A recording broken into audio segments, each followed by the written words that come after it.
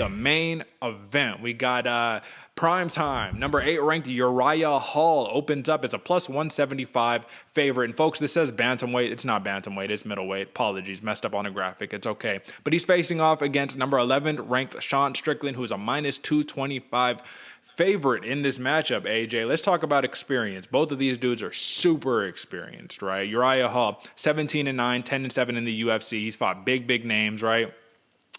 Sean Strickland, 23-3 in his MMA career, man. 10-3 in the UFC. He's had 2 basically UFC careers, right? One pre-knee injury, one post-knee injury, and he's a different man since the knee injury, man. Really, he's a different man since he finished Brendan Allen just a couple of fights ago, man. That was just 2 fights ago. So I'm interested to know this, AJ. Uriah Hall is a rangy counter striker. Sean Strickland, he's a boxer wrestler who is just feels very comfortable, almost too comfortable, just walking forward, following his opponent, and just jab straighting him to death. You know what I mean? And I love the confidence. Sean Strickland is one of my favorite fighters because of the attitude outside of the cage, as well as the I'm gonna talk to you the whole time and just what's up, let's game. I thought we're men, let's rock. You know what I'm saying? I love that attitude. Uriah Hall, he's much more soft spoken. You know what I mean? He's not the most public guy. He likes to be very private, but the man has wins over some real big names, man. So I'm going to talk about notable wins really quickly, and then I want you to give me your synopsis of this matchup. So for Uriah Hall, notable wins: Anderson Silva, TKO round 4; Krzysztof Jotko, TKO round 2; Gegard Mousasi, TKO round 2; Chris Lieben, TKO round 1. Lieben actually retired in that fight. For Sean Strickland, Court McGee, unanimous decision. It's really hard to get that guy Court McGee out of there, so that's impressive. Brendan Allen, TKO round 2, as I already mentioned, and Krzysztof Jotko in his last fight, unanimous decision. So Uriah Hall has the more impressive victories overall. But Sean Strickland, he's a gamer. This dude's come to play, revamped his fight style. What is your synopsis of this fight, AJ? Man, this one's going to be a lot of fun. This is a main card fight for a reason, man. I love the way Sean Strickland fights with throwing punches. He doesn't load up at all. He just literally throws them right from the shoulder. Very fast, but he strikes hard, man. He's got some serious crack on his shots. Whereas Uriah Hall, he's going to be looking for the counter strike. We saw how we weren't able to see a lot in Uriah Hall's last fight with Chris Weidman, obviously. But we did see in the Anderson Silva fight, man, this dude can seriously scrap once he finally gets in that mindset. That round 3, round 4 that he had against Anderson Silva, very impressive, very strong fighter.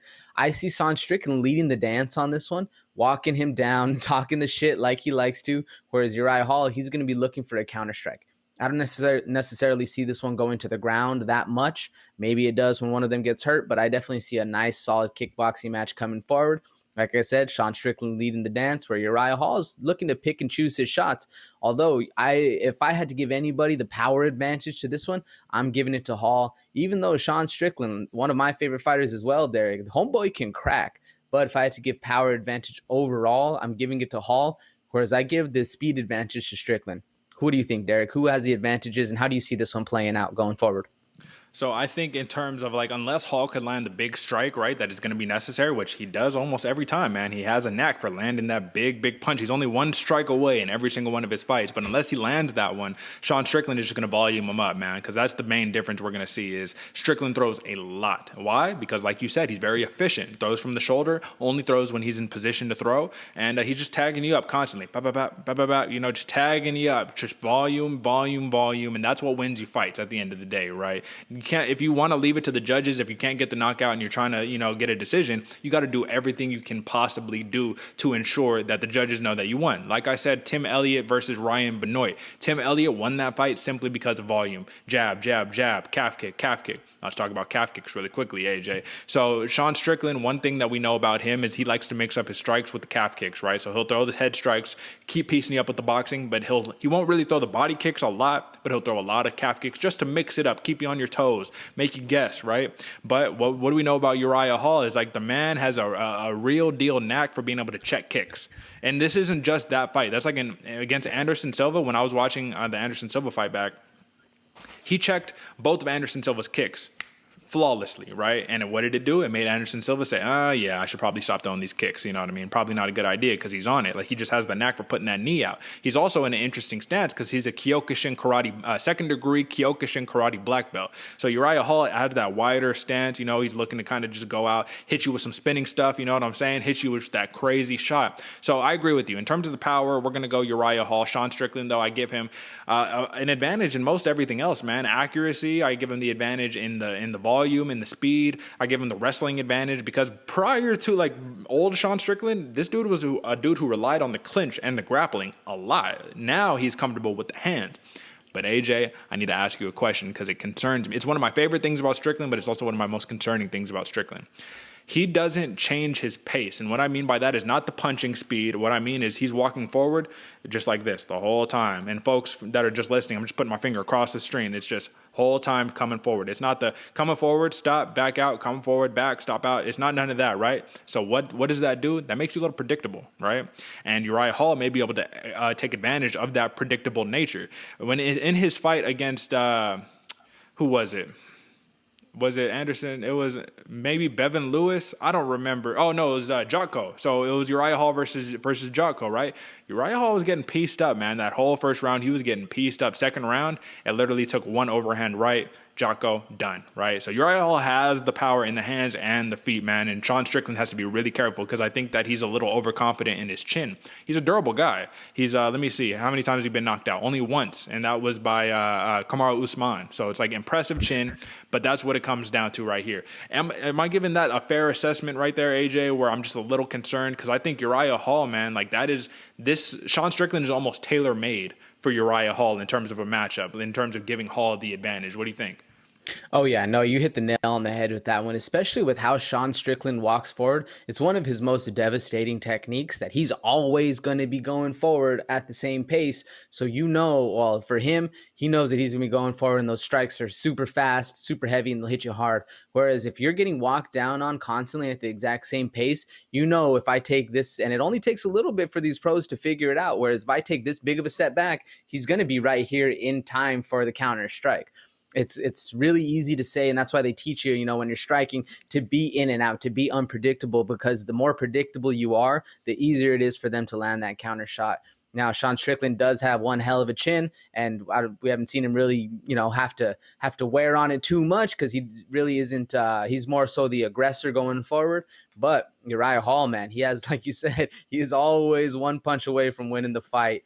And if Sean Strickland just continues to walk forward with that, continuously going back or forward and forward and forward and forward, man, Uriah Hall is very easily can set up one of those strikes where he just leans back, counter strike, counter right hook right across the chin.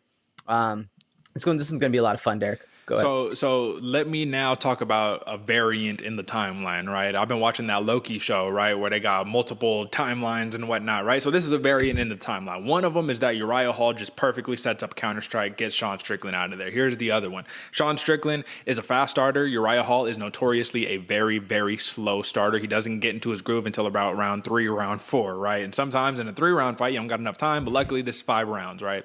Uriah Hall is a slow starter, and Sean Strickland has 9 first-round finishes under his belt. So that's what I'm really concerned about. The other thing is that when Uriah Hall gets blitzed, because he likes to walk backwards, right? Lateral movement. He's kind of like Nicholas Dalby in that sense, where he's at his best when he's moving. When he stops moving, it's very, very bad for him, right? But for Sean Strickland, Uriah, if he uses the blitzes that he normally does, right? Generally, it's a slow and steady pace, but sometimes he can just blitz in. Uriah Hall has this tendency of doing the thing that you said you hate. This. You put your hands out and you just try to and it's an instinct. Honestly, it's an instinct. You cannot fault the man because it's just one of those things that we do. When someone gets close, you just get away, push them out. But what does this do? If your hands are out here, guess what's exposed? Your chin, right?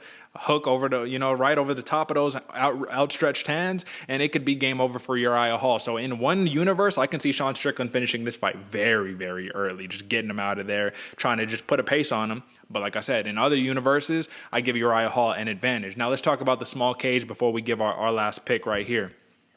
Uriah Hall needs space and time to set up his strikes. Sean Strickland is not going to allow that. Obviously, Uriah Hall knows that, but how do you think it's going to impact this? Do you think that Sean Strickland's best bet is to say, I'm going to take away your kicks, I'm going to make you box me?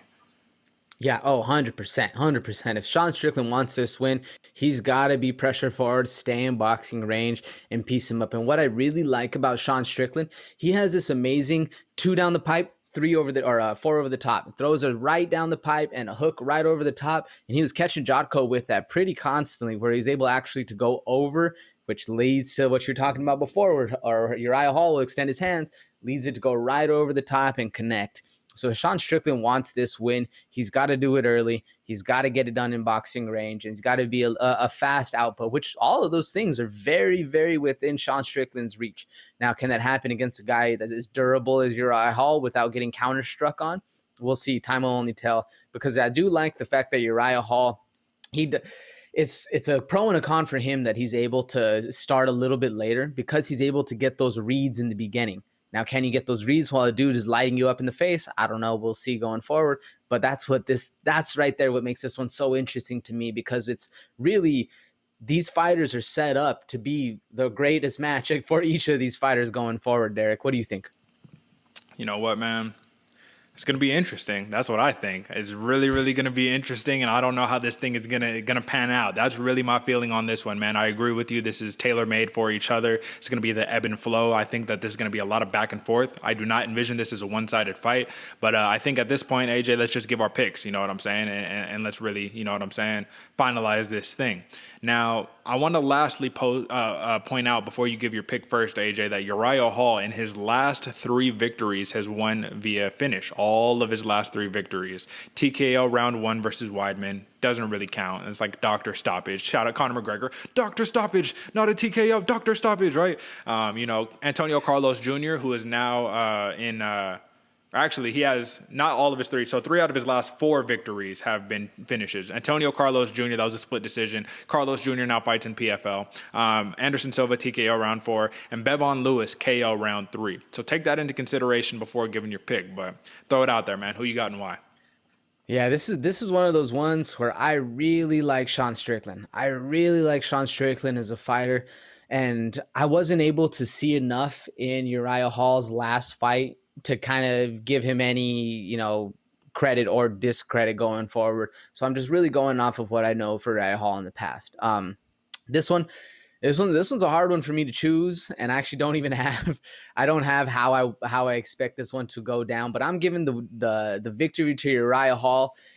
And I'm going to have to go by decision. I don't think he's going to be able to get Sean Strickland out, but I do think he's going to be able to outpoint, maybe not outpoint Sean Strickland, but outgrit Sean Strickland. I definitely think Uriah Hall is going to come forward later in the rounds, and we're going to see how those all play out when the water starts to get a little deep and Sean Strickland starts to get a little more lactic acid in his muscles. But if this one ends early, man, look out for Sean Strickland with an early KO. Now, that being said, I'm going Uriah Hall by decision. I know it's against what you were saying with his last 3 out of 4, always getting finishes, but I don't necessarily see him finishing Sean Strickland going forward. Who do you got, Derek, and why?